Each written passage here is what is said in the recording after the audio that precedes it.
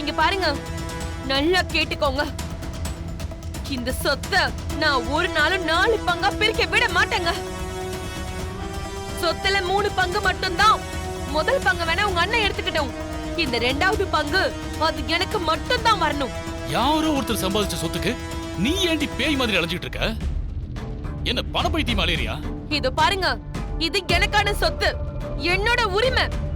இத நான் யாருக்காகவும் விட்டு கொடுக்கவே மாட்டேன். இத தவிர்த்துட்டு நீங்க என்கிட்ட வேற என்ன வேணாலும் பேசுங்க. நீங்க பாரு, உங்ககிட்ட பேசுறதுக்கு எனக்கு நேரம் கிடையாது. நான் என்ன பண்ணணும்னு எனக்கு தெரியும். நீ கையெழுத்து போட்டுதான் ஆகணும். உன்னை நான் கையெழுத்து போட வெப்பண்டி. இது பாரு, அமைதியா கேக்குறேன், கையெழுத்து போட முடியுமா முடியாதா? ஏய், முடிவா கேக்குறேன், கையெழுத்து போட முடியுமா முடியாதா? ஏய், பதில் சொல்றீ? ஏய், உங்ககிட்ட தாண்டி கேட்டுட்டு இருக்க. ஏய், கையெழுத்து போட போறியா இல்லையா? நீ போடுறேன், ஆனா ஒரு கண்டிஷன். கண்டிஷனா? என்னது?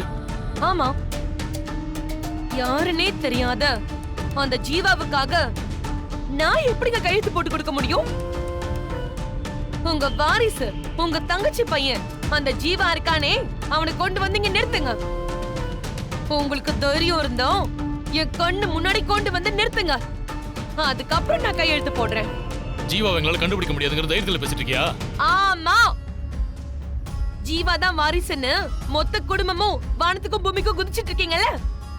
முதல்ல போய் அந்த ஜீவாவை கூட்டிட்டு வாங்க, அதுக்கப்புறம் நான் கையெழுத்து போடுறேன். இங்க பாரு, ஒரு நாள் இல்ல ஒரு நாள் ஜீவா இங்க கண்டிப்பா வந்து நிப்பான். உன் முன்னாடி வந்து நிப்பாண்டி. அப்ப நீ கையெழுத்து போட்டுதான் ஆகணும். இது பாரு, நீ பேசுனது பண்ணது எல்லாம் அந்த போன்ல ரெக்கார்ட் ஆயிருக்கு.